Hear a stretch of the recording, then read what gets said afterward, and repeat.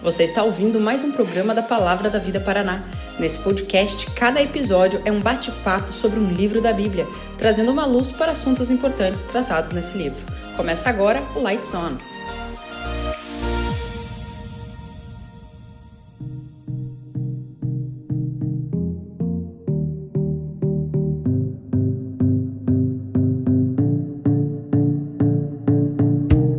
Fala galera, tudo bem? Muito bom estar com você em mais um podcast da Palavra da Vida.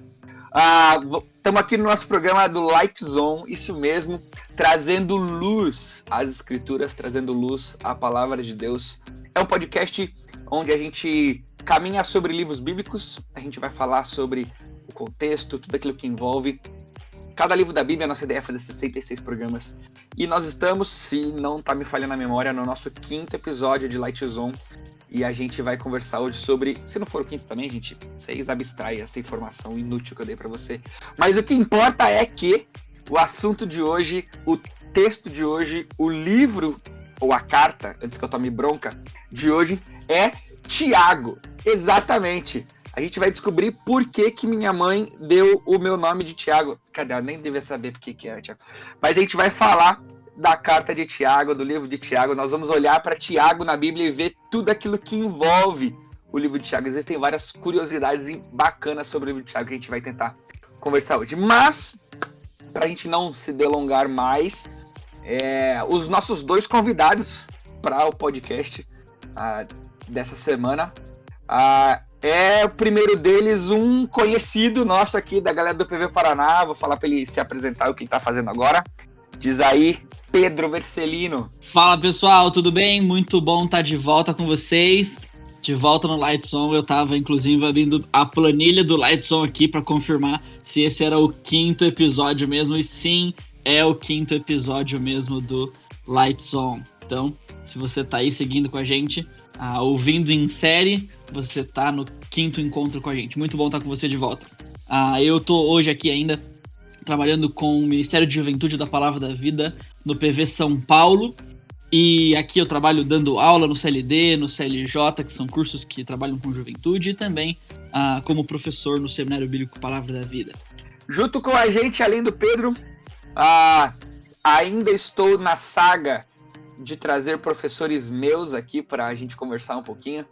Então, se por um acaso você acha que eu mando mal na interpretação do Novo Testamento, você converse com esse homem que vai aparecer agora falando com você, porque foi ele que me ensinou a interpretar o Novo Testamento. Tá com a gente então Marcelo Dias, diz aí. Olá pessoal, olá Tiago, Pedro, tudo bem? É um tempo legal estar aqui com vocês, é um prazer para mim.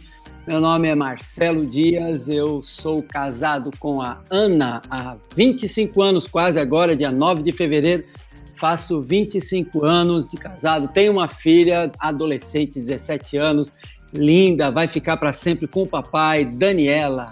Então, eu particularmente agora eu estou desde 2004 aqui na Palavra da Vida Sudeste, trabalhando especificamente com o Seminário Bíblico Palavra da Vida, e tenho lecionado aqui todos esses anos. As matérias que eu leciono já lecionei métodos de estudo bíblico, Tiago, Tito, teologia bíblica do Novo Testamento e também grego e exegese. Eu ensino aqui tanto para o curso de bacharel em teologia quanto para o mestrado, e também no nosso curso de extensão. É um prazer estar com vocês aqui. Grande abraço a todos. Show de bola. Você está empolgado então com essas duas pessoas que a gente trouxe aqui para conversar com a gente, mas eu quero segurar a sua empolgação para falar de algo muito importante, que é você seguir e compartilhar a gente. Então, se você está curtindo os nossos episódios do Lights On, você segue a gente aí para você receber a notificação quando chegar episódio novo aí no Spotify ou nas outras plataformas. E se você está curtindo também, você compartilha essa ideia, tá bom? Mas eu quero também falar para você sobre o nosso curso de aperfeiçoamento bíblico, CAB. A gente tem desenvolvido um curso modular para conversar sobre a palavra de Deus, para causar nos nossos alunos a vontade de fazer uma leitura responsável das Escrituras. E a gente vai começar a última matéria agora, nesse mês, com o professor Helder Cardim, doutrinas básicas, não perca essa oportunidade, vem estudar com a gente, porque inclusive você vai conhecer agora no final do ano todas as novidades que a gente tem para trazer para vocês no ano que vem, todas as nossas ideias sobre currículo, matérias, professores. Então, vem estudar com a gente. E se você quer conhecer cada vez mais a Palavra da Vida no Paraná, segue o nosso Instagram, @pvparanaoficial, se eu não me engano. Mas se você tá ouvindo a gente, provavelmente você deve conhecer. Mas segue a gente lá e você vai ficar sabendo de tudo que tá rolando por aqui. Mas, sem delongas, vamos mergulhar na carta de Tiago. Eu sou o Tiago, o coordenador da área de juventude aqui na Palavra da Vida do Paraná. E é quem vai conduzir esses dois monstros, Pedro e Marcelo, conversando sobre esse livro aí tão bacana. Mas vamos lá, Tiago, a gente precisa começar com essas questões introdutórias. A gente precisa falar sobre o que estava rolando lá. O que é, onde que estava Tiago, por que é importante a gente dar Tiago, a gente vai descobrir a partir dessas questões introdutórias. Quem era Tiago, né? Tiago era um dos 12, era primo, parente, tio, vizinho de Jesus. Quem que esse Tiago era? A gente tem uma confusãozinha aí de quem é esse Tiago, mas eu queria que a gente conversasse um pouquinho sobre isso. Marcelo, fala aí pra gente o que de importante a gente precisa entender sobre Tiago, sobre a carta de Tiago, pra gente poder interpretar todo o livro, né? Toda a carta. Joia, legal. Primeiro a gente tem que falar quem é o autor, né? Que Tiago é esse? No Novo Testamento tinha vários Tiagos. Tinha o pai de Judas, que se chamava Tiago. Tinha o filho de Alfeu, Tiago, que era irmão de João, filho de Zebedeu. Então tinha vários Tiagos, mas a grande massa dos comentaristas, eu também concordo com eles, é que o Tiago que escreveu essa carta era o meio-irmão de Jesus. Aquele que nem cria em Jesus quando Jesus estava ali no seu ministério. Tiago se converteu depois e aí ele se tornou um líder em Jerusalém, um grande homem de Deus, uma coluna, como diz Pedro, uma coluna para a igreja, de sustentação para a igreja. Esse é o Tiago.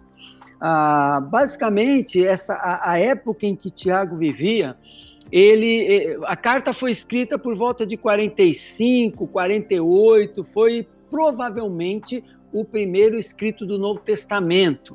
Isso aconteceu logo depois da dispersão, quando morreu Estevão, quando Estevão morreu ali, e houve essa dispersão. Então, em 45, 48 ali, a igreja estava toda reunida em Jerusalém e houve uma grande dispersão da igreja, e a igreja foi por toda parte pregando o evangelho, mas os apóstolos ficaram ali.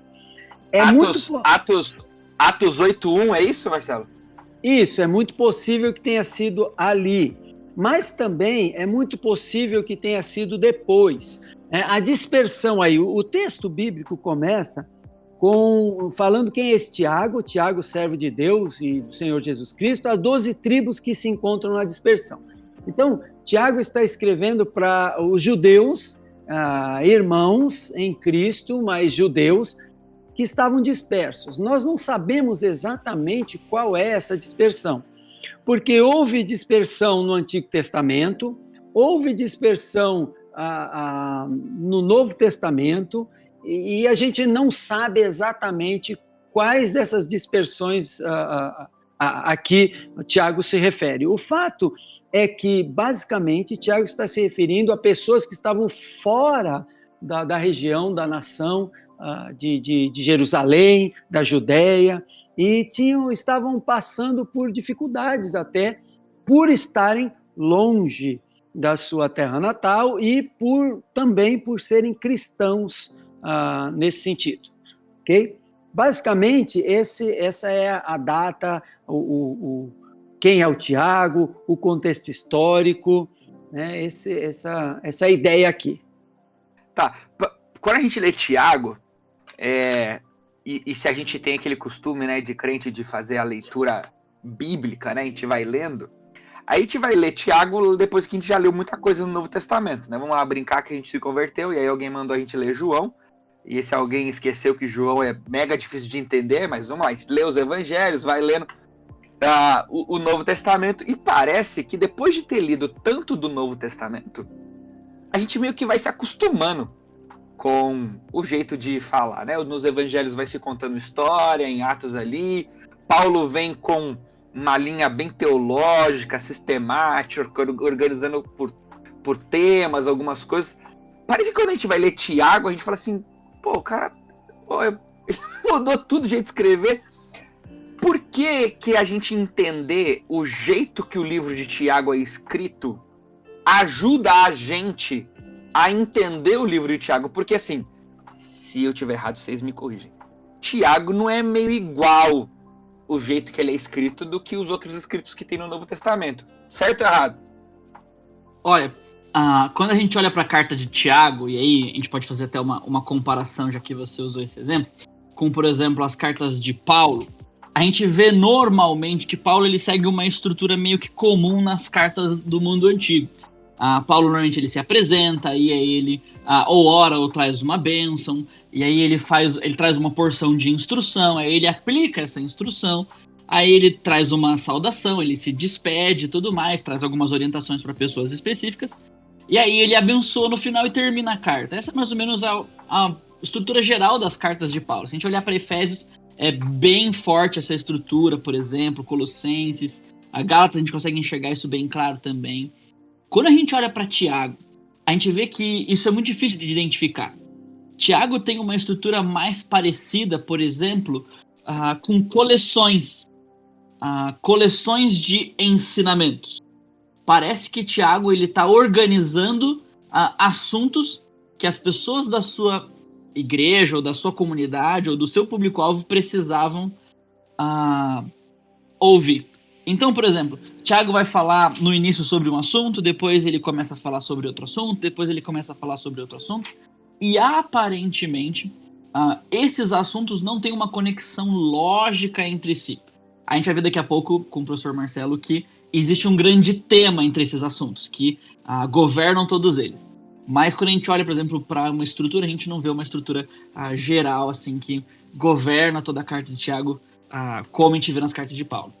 Pegada tiozão da igreja que vai dar bronca em adolescente, né? Tipo, o moleque tava de boné na igreja, daí o cara, não, porque o seu boné, daí você tava com aquela menina, e daí você tava conversando, daí você não respeita o seu pai, mas Jesus, do boné foi parar no meu pai. Ele metralha os assuntos na galera ali, né? Ei, é por isso que a gente pode falar aquela famosa frase que todo mundo diz, né? Que o livro de Tiago... Vou até melhorar a minha pergunta aqui, e já abro para os dois, né? Vocês concordam com a ideia de que Tiago ele pode ser como se fosse um livro de provérbios no Novo Testamento? Olha, o livro de Tiago tem palavras que, embora escrito em grego e provérbios em hebraico, são compartilhadas com o livro de hebraico, né? Com o livro de provérbios, perdão. A gente Hebraicos vê, por exemplo... 1, Hebraicos 2. Exatamente. Mas a gente vê, por exemplo, muita semelhança na forma, né? Essa ideia de verdades gerais, ditos que são como se fosse verdades para serem memorizadas em provérbios, né? Como a gente vê em Tiago, por exemplo, se a gente olhar Tiago 1,12, né? Bem-aventurado o homem que suporta com perseverança a aprovação, porque depois de ter sido aprovado recebe a coroa da vida. Uma verdade geral. É assim que a vida funciona. É assim que as coisas são. E a gente encontra em Provérbios várias dessas observações gerais da vida, né? Verdades gerais. Então, a gente vê muito disso também no livro de Tiago, né? E Tiago, por exemplo, é um livro que cita muito ou faz muitas referências ao Antigo Testamento, né? Por exemplo, quase 40 menções, alusões, referências diretas ao Antigo Testamento. Num livro tão pequenininho, o Evangelho de Mateus, por exemplo, que é um dos maiores dos 4 evangelhos, ele tem 54 citações diretas e um monte de alusões, mas o livro de Tiago, tão pequenininho, tem tantas assim também. É interessante notar essa questão que o Pedro falou, de Tiago estar ligado com Provérbios, que a gente pode perceber nos paralelismos que nós encontramos dentro do Evangelho, dentro do livro de Tiago, né, da carta de Tiago. Ele conecta, muitas vezes, palavras que estão em lugares diferentes, temas que estão em lugares diferentes, E assim você vai percebendo essas conexões dentro do livro. Além disso, por exemplo, ele tem verdades, como o livro de Provérbios, verdades gerais, que são aplicadas a muitas áreas. Embora Tiago esteja com os seus leitores em mente e ele aplique essas verdades para os seus leitores, muitas vezes são verdades até específicas, mas ele também parte de verdades gerais como o Provérbios parte, né? Então isso é bem legal. E é bem interessante observar, dentro do livro de Tiago, que tem alguns textos, alguns blocos de textos que fazem parte e compõem o tema geral da carta, e todos os outros estão subordinados a esse tema geral. Tiago não tem aquele estilo de escrever um parágrafo ou uma seção e tudo está sendo subordinado àquela seção, como, por exemplo, Pedro citou aí, né, Efésios de Paulo. Paulo faz aquela divisão em Efésios, metade da carta é a posição do crente, a outra metade é a prática do crente. Aqui, Tiago não faz isso. Tiago simplesmente ele faz uma saudação, depois ele começa falando do tema geral da carta, em 3 versículos, e aí ele começa a aplicar todos esse tema geral, ele começa a aplicar em várias áreas. Chega no versículo 12, aquele que o Pedro também citou, que é uma verdade ali sozinha, ele conecta mais uma vez, ele acrescenta mais uma vez ao tema geral.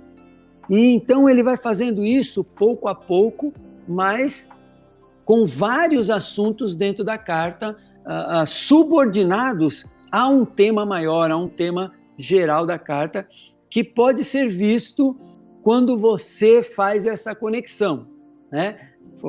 Você percebe essa conexão. Muitas pessoas criticaram a carta de Tiago, ou até entendem a carta de Tiago com uma série de pequenos sermões, como você falou aí, Tiago, que às vezes o diácono lá está falando do boné, daqui a pouco fala do pai, fala da menina. Então, o Tiago aqui na carta, o meio-irmão de Jesus, ele faz esse tipo de coisa, mas ele não perde o fio da meada. Ele tem ali o foco dele e onde ele sabe aonde ele quer chegar. Show. Já que você deixou a bola quicando aí, né? Qual é essa grande ideia de Tiago, né? Aonde que ele... Em qual varal ele pendura todos os cabides dele para falar o que ele falou ali na carta? Qual é essa grande ideia aí de Tiago, então? Basicamente, Tiago fala sobre testes. Se você quer lembrar de uma palavra só, você lembra assim, Tiago fala sobre testes. Mas testes do quê? Então aí são testes que desafiam a obediência do leitor a Deus. Basicamente, esse é o tema central, ele vai lidar com isso em todas as partes. Até eu vou desafiar você aí que está nos ouvindo, abre a sua Bíblia em Tiago e coloca aí do lado, em algum lugar, escreve aí no cantinho, escreve esse tema de Tiago, testes que desafiam a obediência do leitor a Deus. E aí, Marcelo, queria até dizer que eu tinha isso aí anotado na minha outra Bíblia, e agora que eu estou usando uma Bíblia nova, eu acabei de anotar isso na minha Bíblia nova aqui na margem, viu? Legal, é isso aí. Com o tema em mente, pessoal, você pode ler a carta e conectar cada seção da carta, cada parte da carta, a essa ideia de testes que desafiam a obediência do leitor a Deus. Então, basicamente, esse é o tema. O propósito dele, então, seria produzir reações corretas, bíblicas, diante desses testes. Porque ele está falando de vários testes.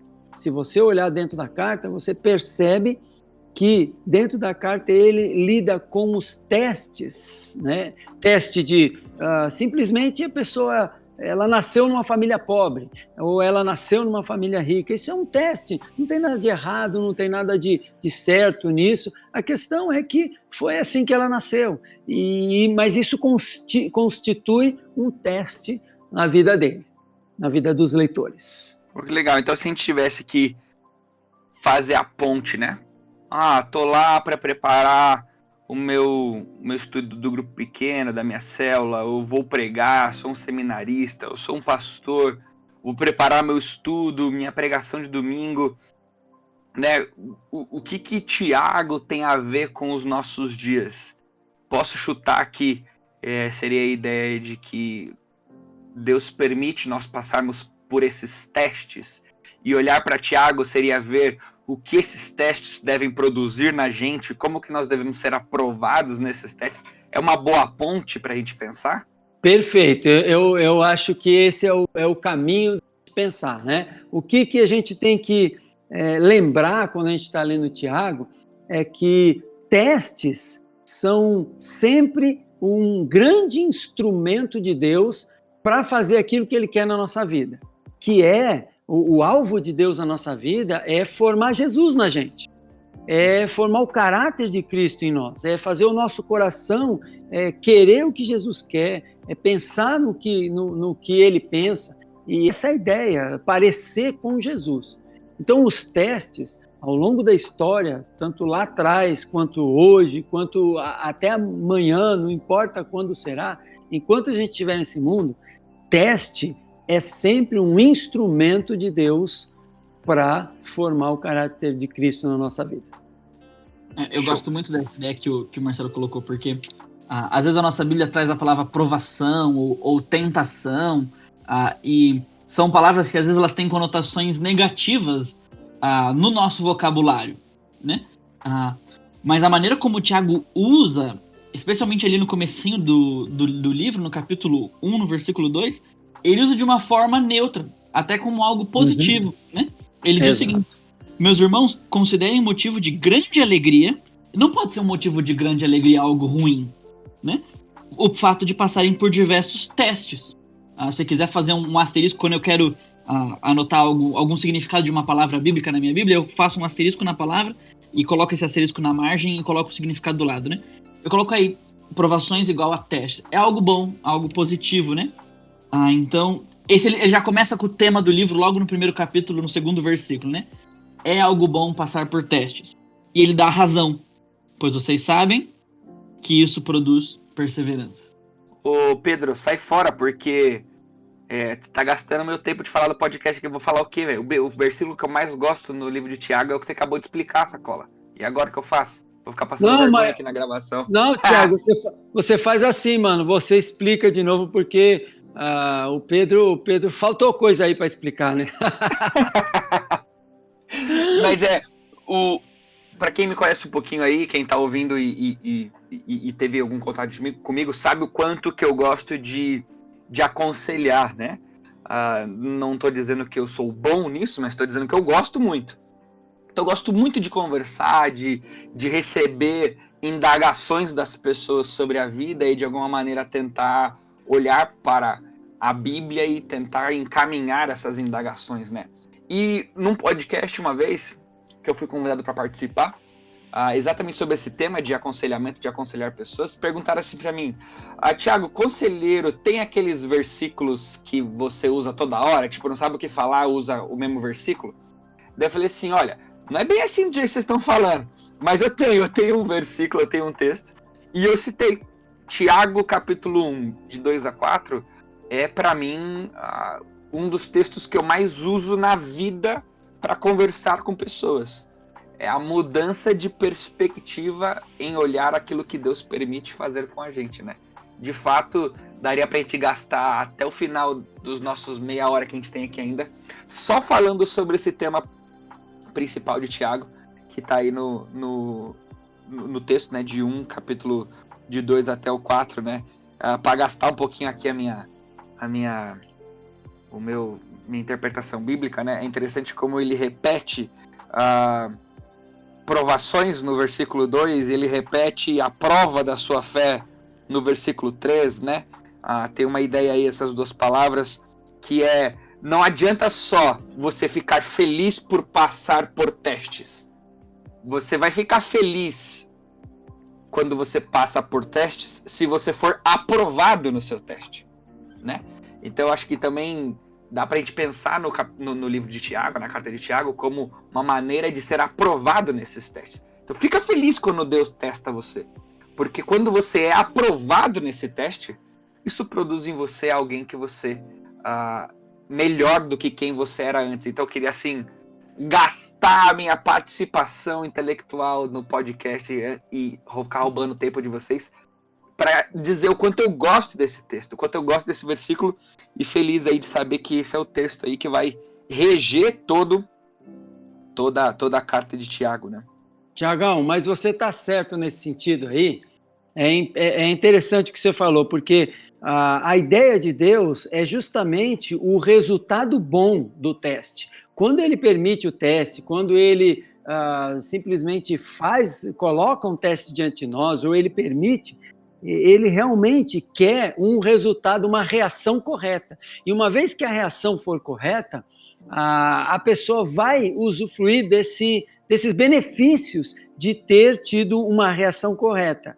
Né? E realmente você está certo, o cara vai se tornar mais perseverante na vida com Deus, o cara vai se tornar mais maduro, ele vai enxergar as coisas da forma como Deus enxerga, ele vai ser mais forte diante de momentos difíceis da vida. É isso, cara, é isso aí. Então, galera, a gente pensando no capítulo 1, a gente vai perceber que o texto continua tentando reforçar essa ideia do tema central.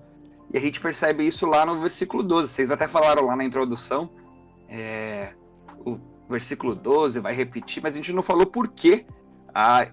Tem alguma coisa a ver com essa repetição da ideia de provação, de tentação? Como é que é isso aí, Marcelo? Então, a questão aqui nesse versículo, né, ele tem palavras que são iguais a que são encontradas nos versículos 2 a 4, e ele tem palavras da mesma raiz. Né? Palavras da mesma raiz são do tipo amor, amar, amado, essas coisas. Então você percebe que um tema aí, o tema particularmente, ele retorna.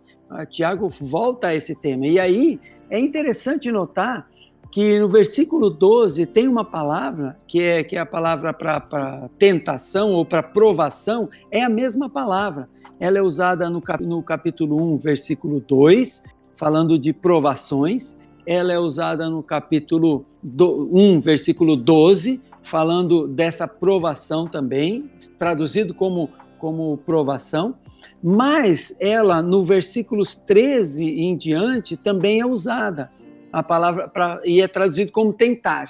Então, a palavra tentar e provar, ela é a mesma palavra dentro das Escrituras. O contexto em que ela está sendo usada é que determina se ela é uma tentação na nossa língua ou se ela é uma provação na nossa língua. De vez em quando. Marcelo, sim. Uma coisa que até para quem já está na caminhada aí da leitura bíblica e da pregação, você falou que tentar e provar nas Escrituras tem sempre a mesma ideia, é sempre o contexto que vai determinar se é tentar ou se é provar. Exato. Não é só em Tiago. Não é só em Tiago. Se você fizer um estudo da palavra, a palavra grega aí, é peirasmo, né? Nem sei se eu podia estar citando aí. Pode gastar. Mas a questão é que essa palavra, toda palavra, em toda língua, tem muitas palavras que têm o seu campo semântico, o campo de significados diferente, e esse significado depende do contexto. A gente aprende lá na escola lá, os tais dos homônimos perfeitos, né? São palavras que se escrevem da mesma forma, elas são faladas da mesma forma, pronunciadas da mesma forma, mas quando usadas em contextos diferentes, elas significam coisas diferentes. Eu posso fazer isso com a palavra manga, eu posso fazer isso com outras palavras. Então a mesma palavra usada para tentação, a palavra usada para tentação na língua portuguesa e a palavra usada para provação são a mesma palavra na língua grega. O contexto é que vai determinar o que ela significa. E no versículo 12, ela é usada como provação mesmo, porque Tiago está retornando ao tema dos testes. Então, provação é um teste que desafia a obediência do leitor a Deus. Espero que você tenha escrito aí no cantinho da sua Bíblia e esteja lendo aí o texto bíblico de Tiago com essa perspectiva. Então, você percebe que há aqui Tiago falando, quando alguém é aprovado, ele suporta, ele persevera nesse teste, nessa provação, ok? Então, essa pessoa tem uma recompensa.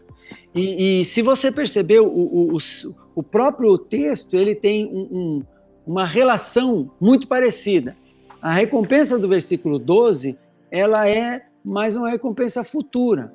E a recompensa dos versículos 2 a 4 é uma recompensa mais terrena aqui, uma recompensa mais de ser mais maduro, mais parecido com Cristo nessa vida. Okay? Então, basicamente, essa é a ideia aí. Legal, Marcelo. Inclusive, né, tem duas distinções aqui. Tentação tem a ver conosco, né, com a nossa resposta à aprovação. Provação se torna uma tentação quando a gente responde a ela de forma negativa, né? Quando a gente deseja ela de uma forma maligna, né? Exato. Eu tendo a pensar, inclusive, que provação é sempre... E tentação, elas são sempre os dois lados da mesma moeda. Mas provação é como Deus enxerga e tentação é como Satanás enxerga. Deus sempre enxerga a mesma situação como algo que tem condições de fazer a gente mais parecido com Jesus.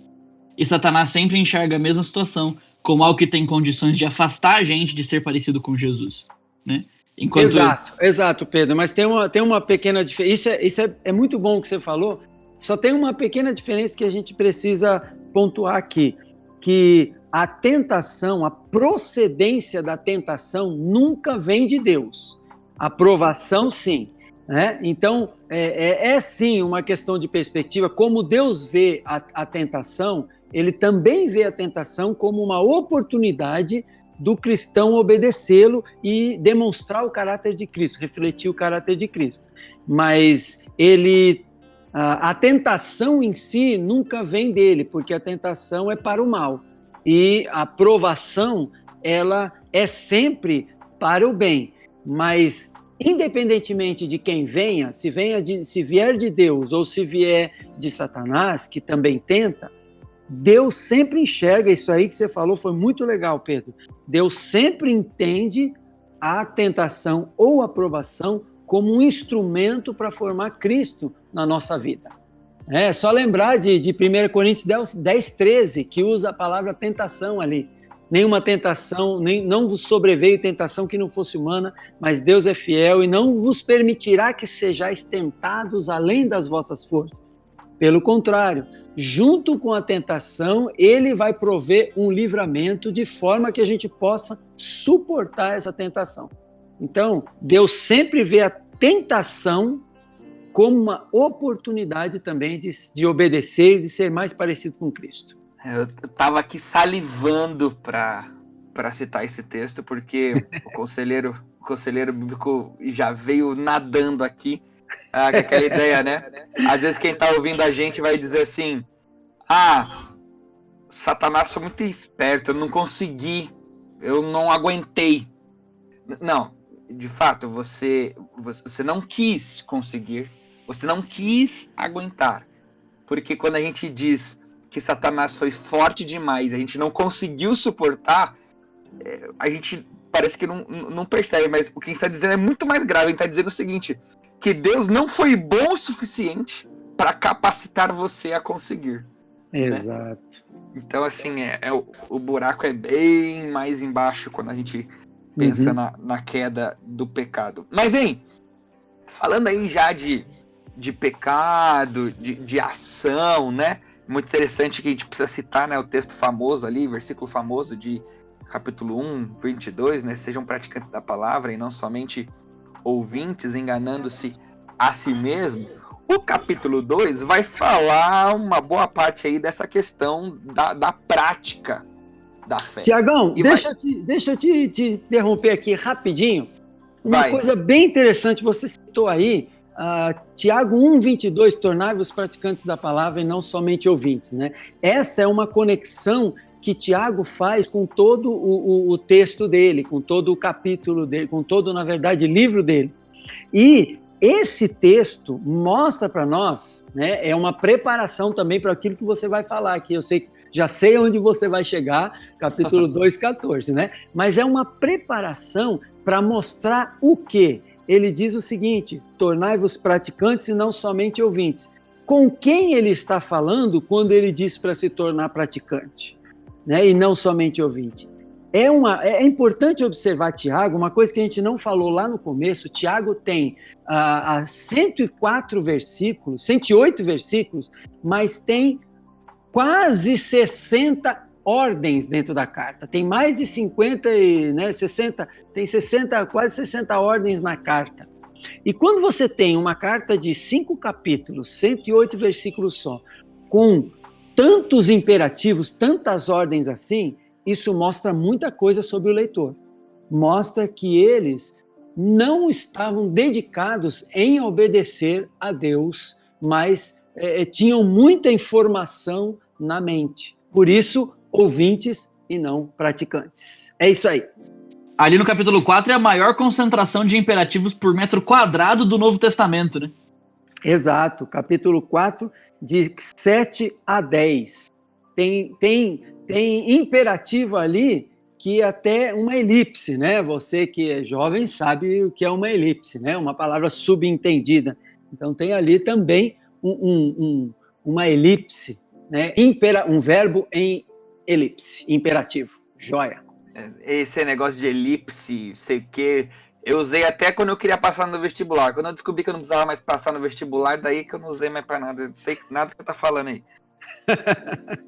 Mas essa ligação, então, de obras, de praticar, né? Praticar, porque eles estavam com muita... é muito legal essa sacada aí, de que eles estavam com muita informação, porque, de fato, né, se eles estavam espalhados pelo planeta, eles, de fato, tinham muita informação. Eles estavam com muito conteúdo chegando em cima deles, que não era só um conteúdo bíblico, né?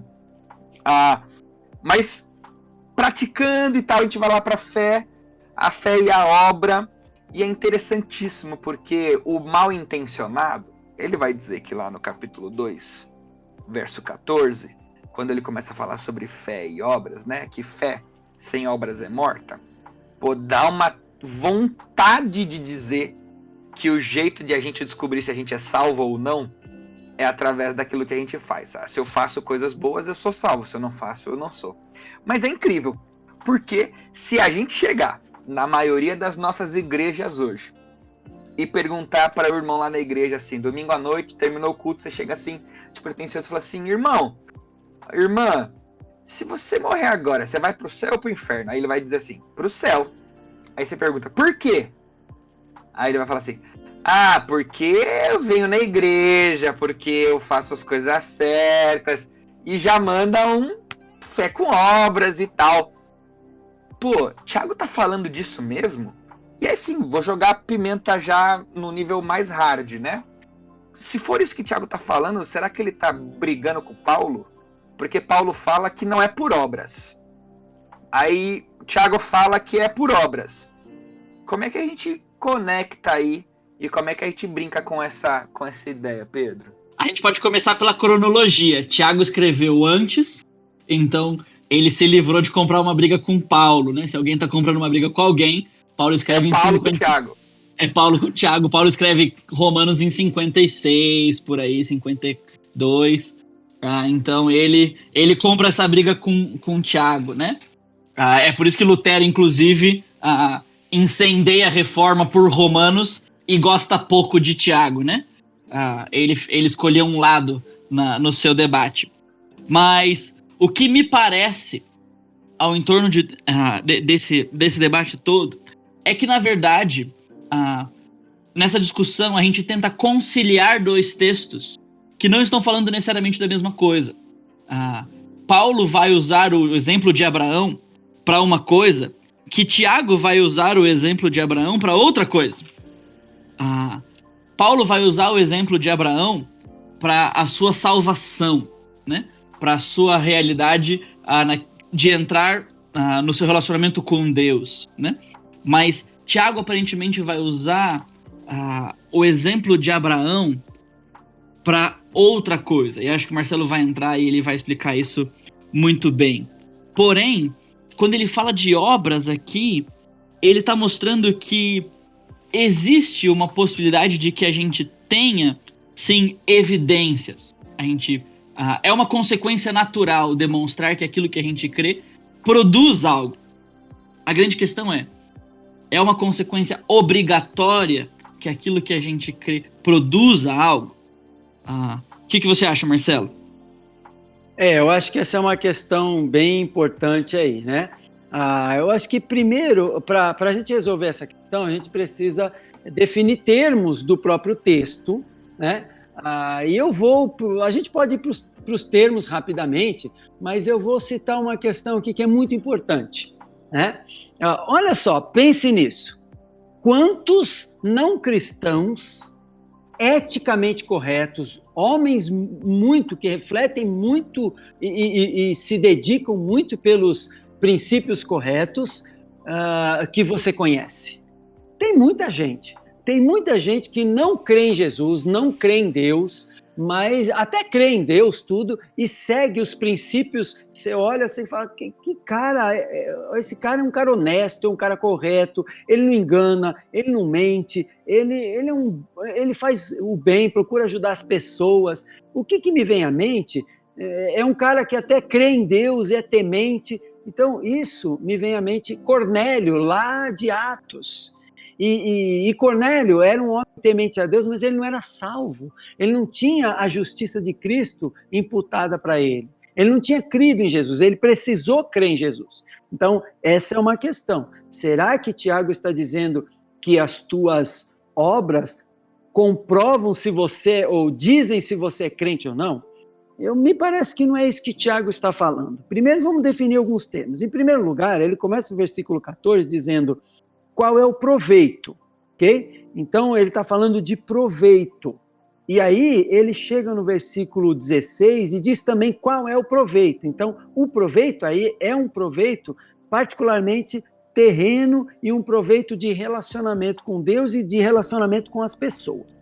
Bom, segundo lugar, infelizmente, a tradução revista e atualizada, né, aquela antiga, ela tem uma expressão aí: pode acaso semelhante fé salvá-lo? Então, não existe a palavra semelhante aí. A fé pode salvá-lo. A NVI foi mais precisa nesse sentido, né? As perguntas que nós temos que fazer: o que significa ter obras? Dentro da carta de Tiago, ter obras é ser obediente. Não é dar comida só ao pobre. É ser uma pessoa obediente. Tanto é que tem um exemplo das pessoas que precisam de roupa e de comida, tem um exemplo de Abraão e tem um exemplo de Raabe aí. Essas questões são importantes, não tem a ver só com ajudar as pessoas, tem a ver com obedecer a Deus. Então, isso é obras. Segundo lugar, o que é salvar? Sempre que você encontra salvar nas Escrituras, você precisa perguntar quem é o sujeito do verbo salvar e quem é o objeto do verbo salvar. Ou seja, salvar, quem vai salvar e salvar do quê? Okay? Essa é uma grande pergunta que deve ser feita. Então, no caso aí, nós não temos o objeto, temos a pessoa, salvar a pessoa, mas salvar essa pessoa do quê? Do que vai ser livre, né? A fé é o sujeito, o objeto é a pessoa, salvá-lo, essa pessoa que diz que tem fé, mas não tem obras. E aí? Salvar do quê? A pergunta é essa. Quando os discípulos chegaram para Jesus no barco, eles falaram assim: Senhor, quando Jesus está dormindo ali, né, no barco e tal, e aquela tempestade, eles chegaram: Senhor, salva-nos, perecemos. O que significa aquela palavra salvar? Basicamente, aquela palavra salvar significa livra da gente morrer afogado aqui. Quando 1 Timóteo capítulo 4, Paulo fala para Timóteo: olha, Timóteo, segue esses deveres, né? Continua seguindo neles e tal. No versículo 16, tem cuidado de ti com a doutrina, continua nesses deveres, porque fazendo assim, tu salvarás tanto a ti mesmo quanto os teus ouvintes. Espera aí, vamos pensar. Quem é o sujeito do verbo salvar aí? É Timóteo. Salvar quem? A ele mesmo e os ouvintes. Como é que uma pessoa pode salvar a si mesmo e salvar os ouvintes? E outra questão, salvar como? Salvar por meio de quê? Salvar fazendo alguma coisa, seguindo a doutrina correta, seguindo a palavra de Deus. Então, a palavra salvar aqui significa salvar de toda uma vida ruim que a desobediência pode trazer para nós. No caso de Tiago, o que confunde é que ele usa fé e a palavra salvar também. Essa questão é que confunde. Mas os exemplos, eles vão ser bem claros aqui, como o Pedro falou. Então vamos lá. O primeiro exemplo é de Abraão. A primeira coisa que ele fala é que Abraão, ele sim, ele teve fé, ok? Isso foi imputado para a justiça dele, mas logo em seguida ele diz que quando Abraão, ele demonstrou ali a sua obediência a Deus, quando ele ofereceu Isaac no altar. Uma coisa que a gente não percebe quando interpreta esse texto é o tempo que existe entre quando Abraão creu em Deus e quando ele ofereceu Isaac. A gente tem que lembrar que isso vai ser mais ou menos 25 anos a diferença entre as duas coisas. Então, se alguém falar assim, olha, se você não obedecer a Deus, você não é crente. Isso é estranho, porque o exemplo aqui foi dado de 25 anos depois da crença. Então, vamos esperar 25 anos para cada pessoa obedecer a Deus para dizer que é crente? Ou será, né, que eu acho mais provável, que Tiago está dizendo, olha, Abraão demonstrou o seu relacionamento com Deus, demonstrou que o seu relacionamento com Deus cresceu por meio da sua obediência.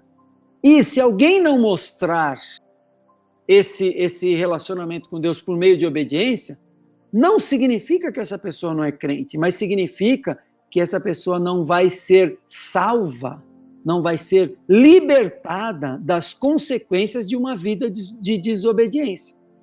Então, o ponto de Tiago aqui, basicamente, é que existe sim uma relação entre fé e obras. Qual é? É natural uma pessoa obedecer, crescer em obediência quando ela crê em Jesus. Mas a pergunta é que até Pedro falou, né? Pedro falou assim, olha, então essa pessoa aí, pode existir alguma coisa, algum problema aí no meio? A minha pergunta é, pode existir uma anomalia nesse processo? Pode. Pode existir uma pessoa que foi enganada por outra e está vivendo um erro, né? Tem pastores que ensinam coisas erradas. Pode ser uma pessoa que interpretou a Bíblia errada e está vivendo um erro. Pode ser uma pessoa que deixou o pecado entrar na sua vida e se endureceu e ficou dura, e Deus vai disciplinar essa pessoa porque ela é filha, como diz Hebreus capítulo 12. Então, o Deus disciplina o filho que ama. Então, nesse sentido, para mim, a palavra salvar aqui não significa livrar da condenação do pecado, mas, sim, livrar das consequências de uma vida de desobediência.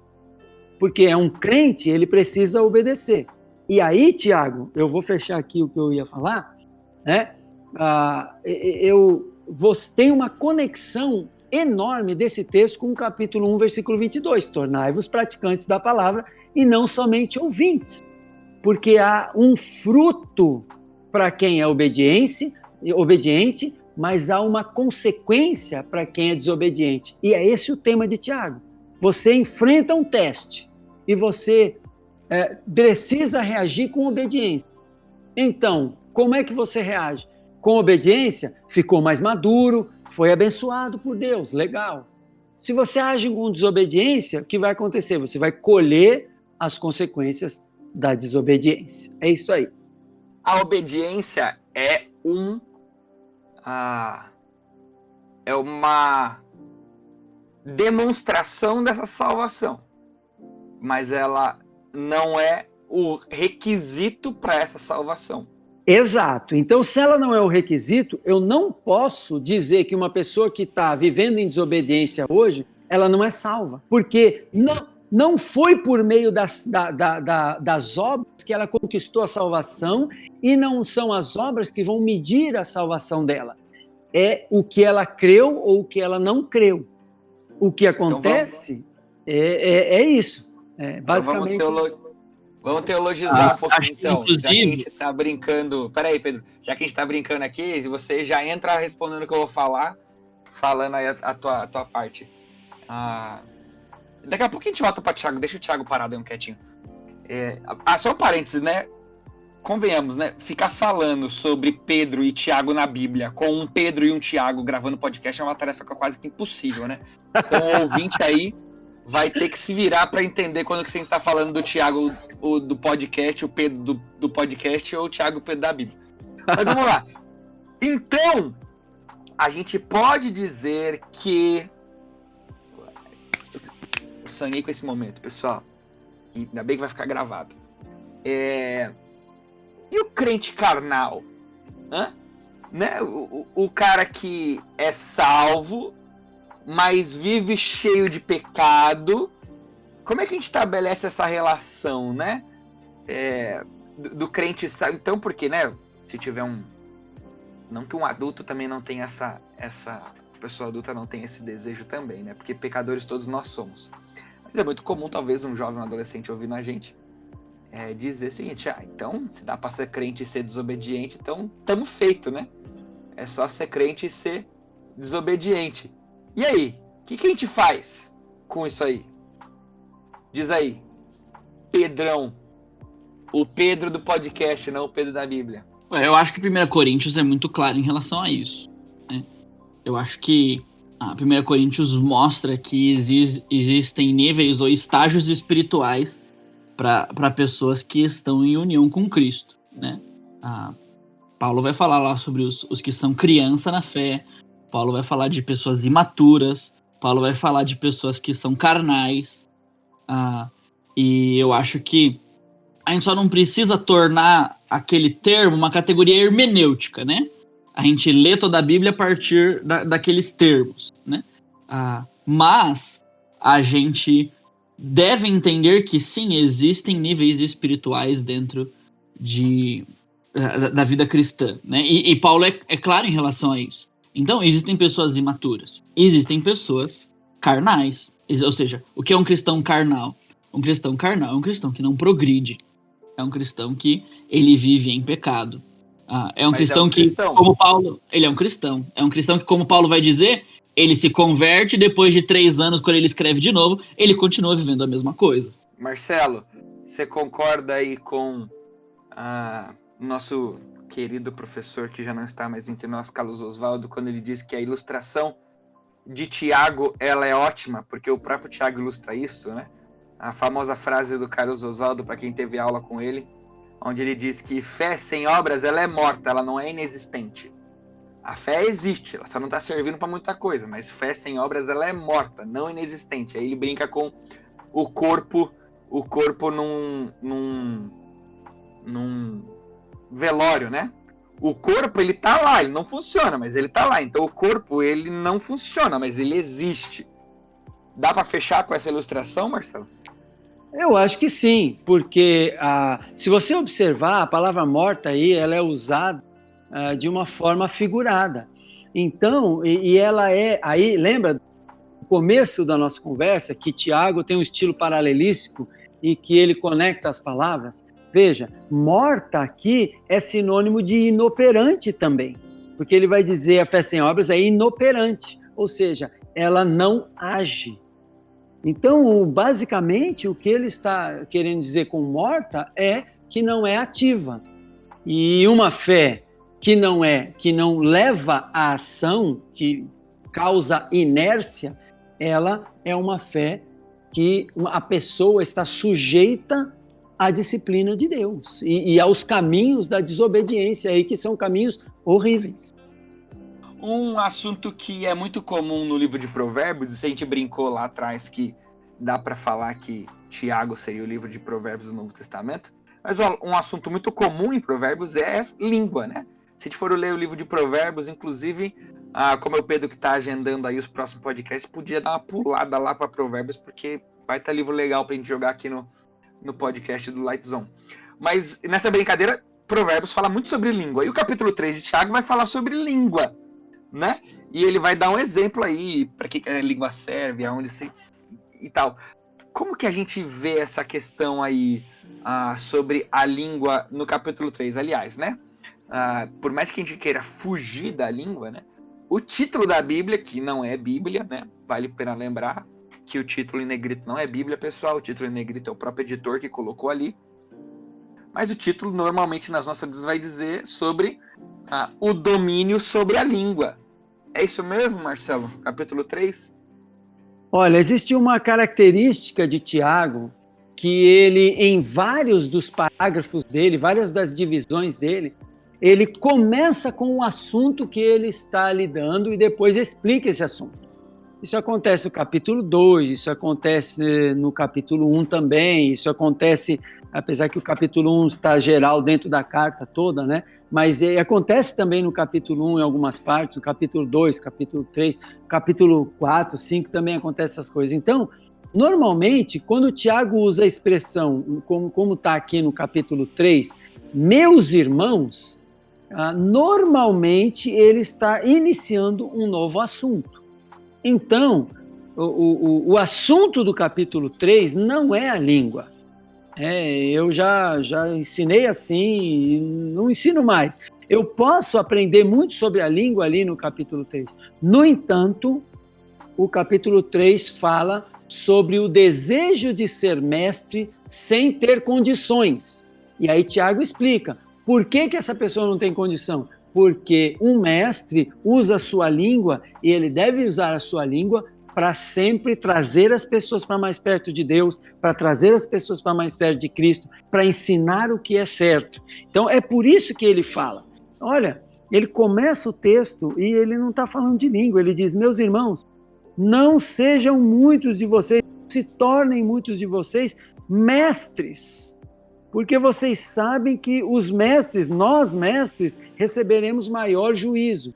Ou seja, todas as pessoas que ensinam as Escrituras, elas receberão terão uma prestação de contas com Deus mais rigorosa. Isso não tem a ver com ir para o céu ou para o inferno, nada a ver, porque estamos falando já de cristãos, né? E o texto está dizendo sim, olha, não sejam muitos de vocês mestres. Se você não tem condição de ser mestre, de ensinar, de se aprofundar na Escritura, então não seja mestre. Aí ele começa o versículo 2 com um porquê. Esse porquê tem que estar conectado, não tem jeito, com o versículo 1. Né? Porque todos tropeçamos em muitas coisas. Aí ele começa a falar da língua. Então, Tiago, aqui, essa questão, o assunto do capítulo 3 é o desejo de ser mestre sem ter condições.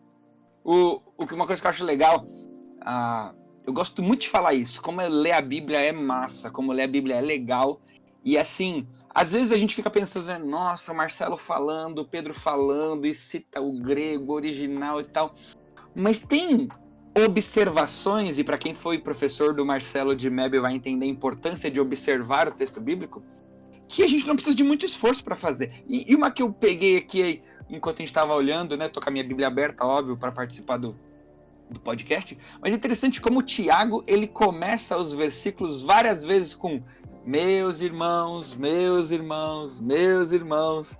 E assim, olha, de bate-pronto aqui, eu já vi pelo menos 5 enquanto a gente estava conversando. Isso porque eu tô olhando por cima, né? Mas é interessante olhar para isso, né? Então, na Bíblia, quando existe uma repetição, tem uma importância isso. Por que Tiago usa muito esse meus irmãos, né? Mas, Tiagão, olha só, te interrompendo aqui, a palavra irmão ou irmã acontece pelo menos umas 20 vezes dentro do livro pequenino de Tiago. É isso aí. Que legal. Já que não está falando de língua, por que então ele fala de língua ali no parágrafo, Marcelo? O Pedro, né, dá uma ajuda pra gente, né, porque, assim, se você viveu na igreja, é bem provável que você já tenha ouvido esse versículo, até quase que como ditado popular, né? Da mesma fonte, uma fonte de água salgada, não, cadê? É um antes. Da mesma boca procede bênçãos, meus irmãos, não pode. Acaso pode sair água doce e água amarga da mesma fonte, né? Provavelmente a tia da escola bíblica dominical ou alguém da igreja fala assim, a hora que você fala um palavrão, né, fala assim, pode da mesma fonte sair água doce e água salgada, como assim, você crente falando palavrão? Por que então ele tá falando de mestre, mas ele usa o exemplo da língua? Acho que quando a gente olha pro versículo 2, infelizmente na NVI a gente não vê isso claro, mas tem uma conjunçãozinha porquê aí. Marcelo, ele tocou nesse assunto. Mas o que ele tá fazendo com esse exemplo da língua é justificando por que não tornar-se mestre, né? Ele vai dizer o seguinte: porque todos tropeçamos de muitas maneiras. Ou seja, é perigoso alguém que não tem condição ser mestre. Por quê? Porque todos tropeçamos de muita maneira. E aí ele vai dizer, se alguém quer ser mestre, e ser mestre envolve ensinar por meio do falar, e essa pessoa não tem condições de fazer isso, ela vai ensinar o que é errado. E ele vai mostrar algumas incoerências, né? Alguém que fala o que é certo e o que é errado pela própria boca e tudo mais, ele vai mostrar isso ao longo do capítulo 3 até o final, né? Então, ele usa o restante do capítulo 3 para justificar a sua ordem, ou ele usa como exemplo, né? Mas isso significa que a gente não pode aplicar esse ensinamento a outros contextos? Não. A gente pode aplicar para outros contextos sobre o uso da língua, com certeza. Sempre lembrando que Tiago estava resolvendo um problema, né? Tiago estava resolvendo um problema, e o problema era esse dos mestres, né? Esse que ele queria resolver era esse. Ele queria falar sobre não terem muitos mestres. E ele diz o porquê, falando sobre essa questão da língua. Então ele faz isso, dando motivos do porquê. Ele coloca aí por causa do perigo de se ensinar o errado. Show. Ele usa 3 exemplos, né? A língua é como uma fagulha na floresta que pega fogo. A língua é como o freio do cavalo que dirige o cavalo. E a língua é como o leme do navio, né? Pequenininho lá que molda o navio inteiro, né? Então quem consegue controlar a própria língua consegue dominar o próprio corpo por inteiro, né? Mas seguimos aí.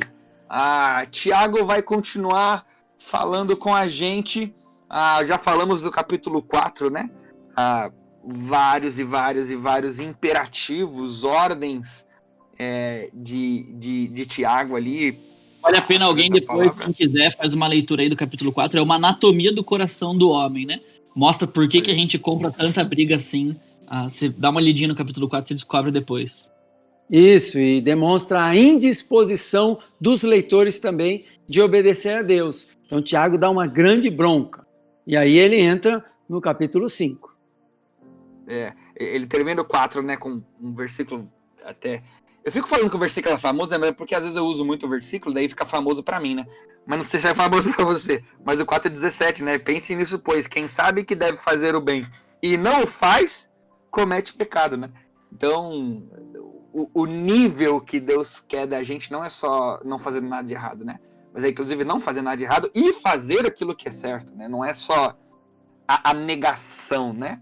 Mas a gente chega no capítulo 5 e a gente vai terminar ali praticamente falando sobre oração, né? Tem aquela ideia de levar para os presbíteros e orar na igreja, e o óleo. E eu acho que é um assunto bem legal para a gente tratar agora, ainda mais nos tempos que a gente tem vivido, né? Onde está na moda o negócio de unção e ungir com óleo e a oração da fé e do poder do Jramanaia. Como é que a gente vê isso aí?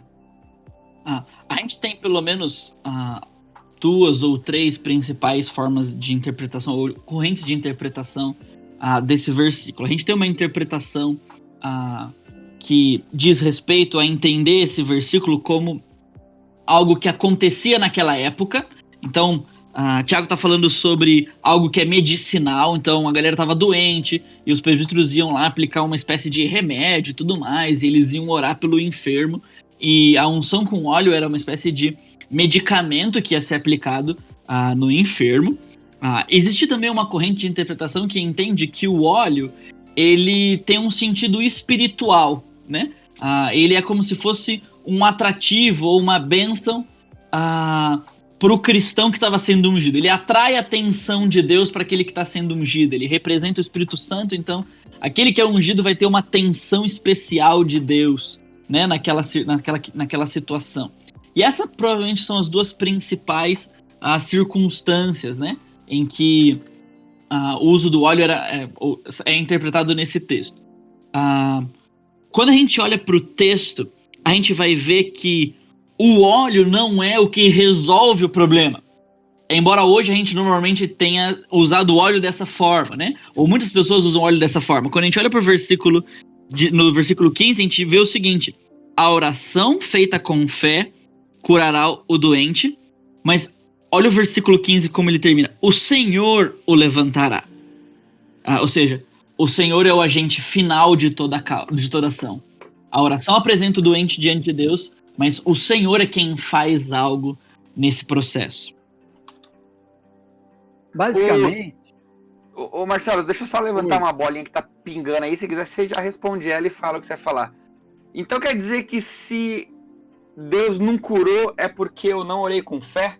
É isso? Não, eu não entendo assim. Eu entendo que esse texto aí, ele precisa ser inserido em todo o contexto da carta. Então, qual é o contexto da carta? Vamos lembrar. Testes que desafiam o leitor, a obediência do leitor a Deus.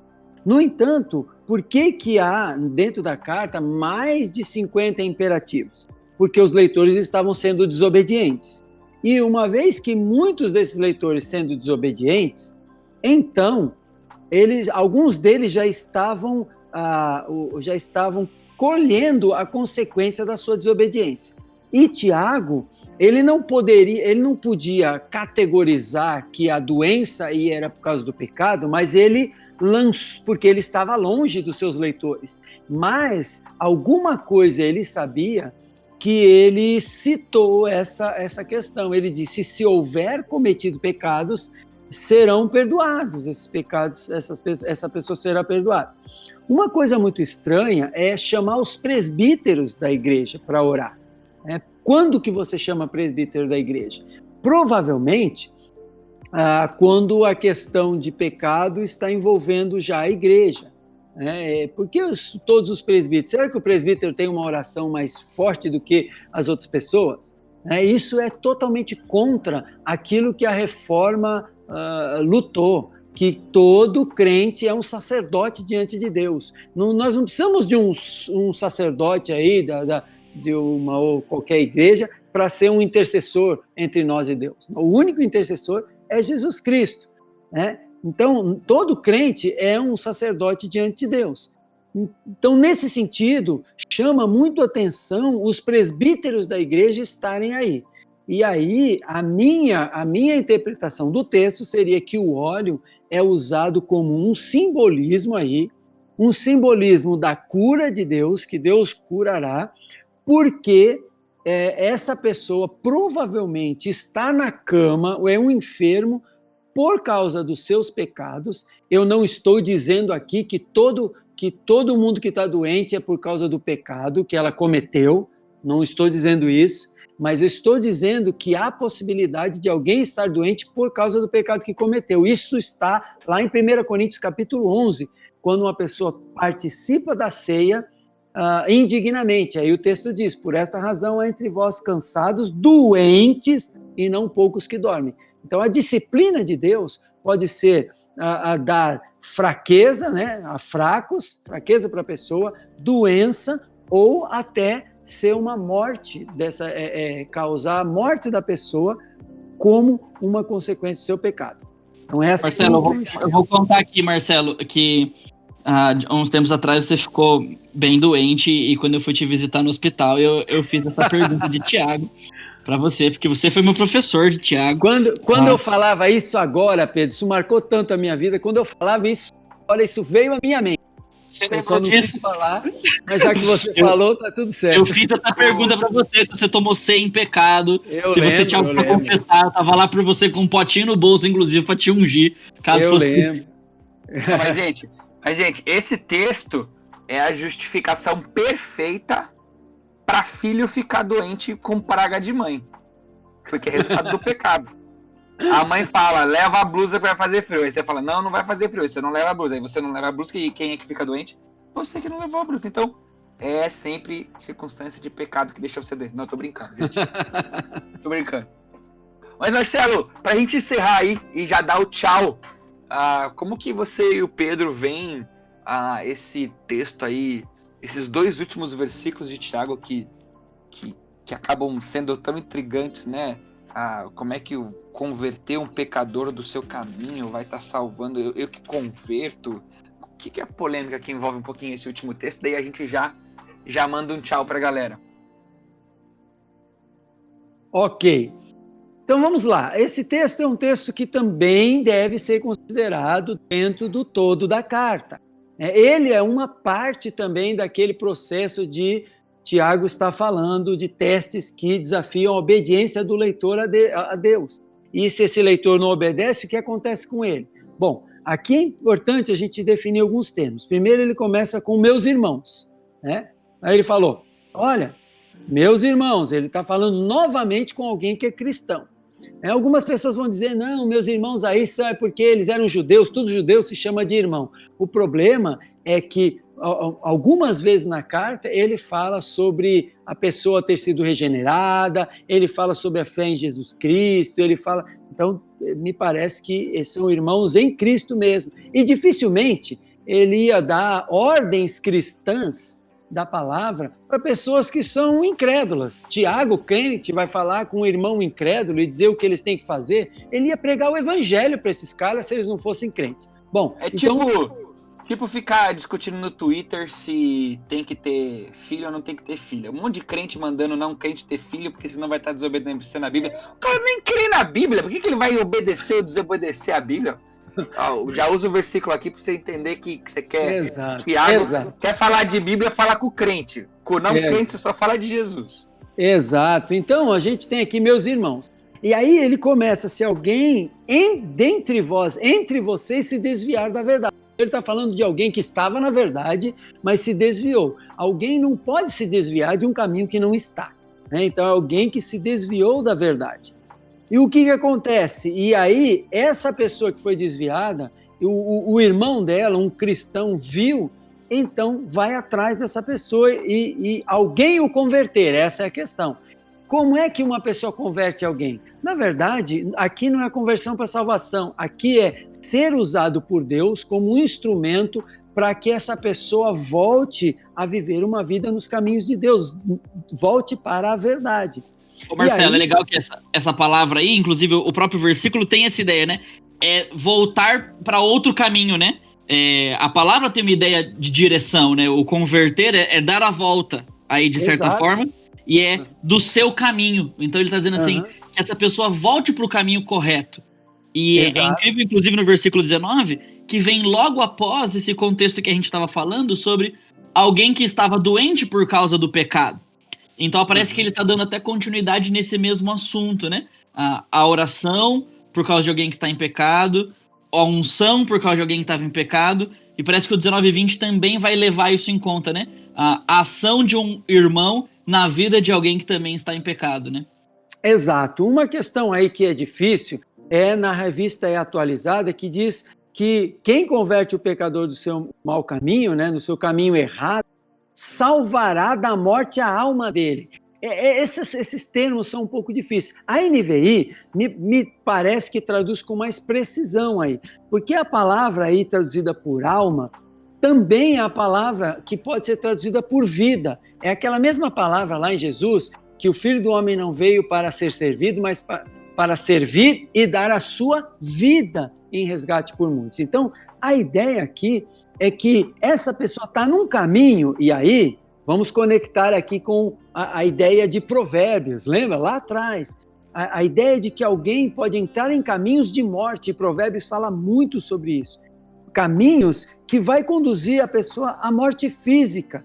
Então ela vai perder aquilo que ela pode ser nesse mundo, útil para o reino de Deus, refletir o caráter de Cristo, servir a Deus nesse mundo, e Deus priva essa pessoa de servi-lo nesse mundo e fala, acabou para você, você perdeu essa oportunidade de me servir. No entanto, quem conduz essa pessoa de volta aos caminhos de Cristo, essa pessoa vai livrar o pecador lá, o camarada que estava seguindo o seu pecado, vai livrá-lo de uma morte física e vai conduzi-lo a uma um perdão de muitos pecados. Veja, a multidão de pecados aí é justamente o que a gente pode entender que conduz a Deus se encher, né, na sua ira e chegar e falar, acabou para você, você chegou ao nível de endurecimento, de pecado, que eu não vou mais tolerar isso. Você está... E aqui fica um desafio final. Né? Muitas vezes a gente pode ser esse instrumento na vida de alguém que está longe de Jesus, que não está andando bem com Jesus, mas a gente não é esse instrumento.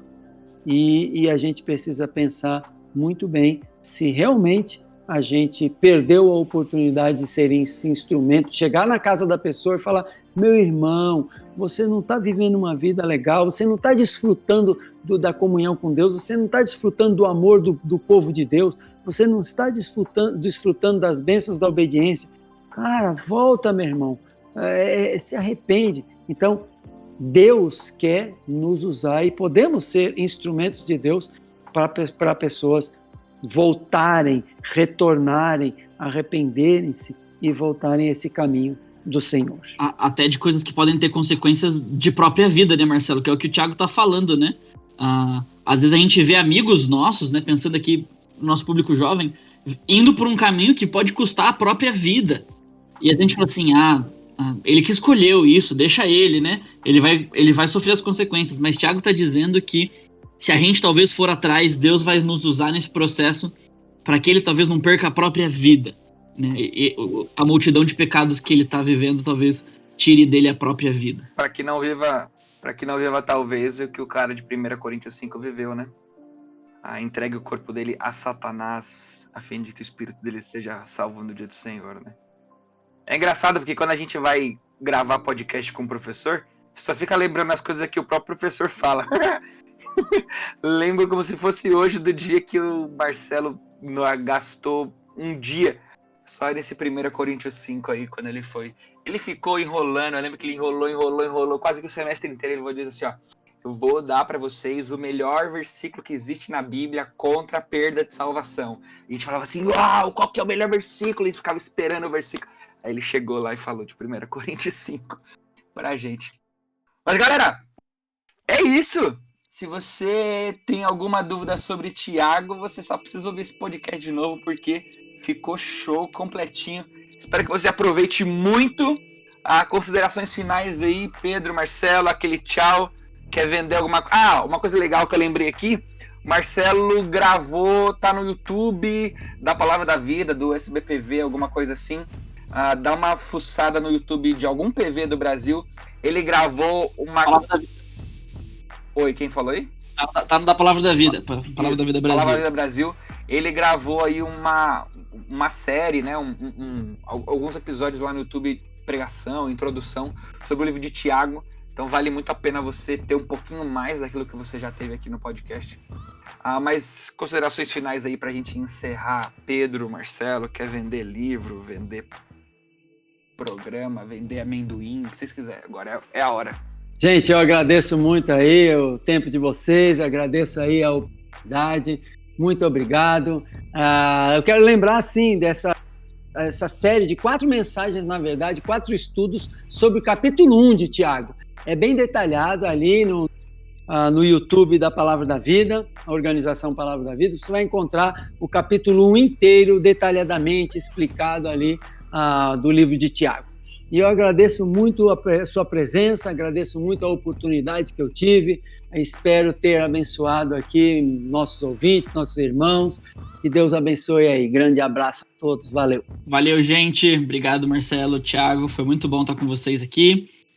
Muito bom, Marcelo, poder dividir aqui o podcast com você. Eu acho que a gente vai ter o Marcelo de novo, gente. Espero que ele tenha gostado muito de estar com a gente, porque ele vai voltar várias vezes. Então, já tem alguns livros aqui na manga. Só para você ter uma ideia, a tese de mestrado do Marcelo foi um comentário do livro de Tito. Tito tem 3 capítulos, o comentário tem 300 páginas. Eu tinha uma cópia na minha mesa quando eu ensinei Tito pela primeira vez. Então, Quando a gente for gravar, Tito, se prepara. Vai ser muito legal ter o Marcelo de volta. Só aí um spoiler de um dos livros quando o Marcelo voltar, tá bom? Mas tamo junto, até a próxima. Valeu! A gente ficou 1h30 aqui falando de Tiago inteiro, ele gravou 2 horas só do capítulo 1, né? Só pra ver o nível da pegada. Mas é isso aí, galera. Valeu! Deus abençoe. Compartilha aí se você curtiu. Se você não curtiu, só não fala mal da gente. E é isso aí. Deus abençoe e até mais. Valeu!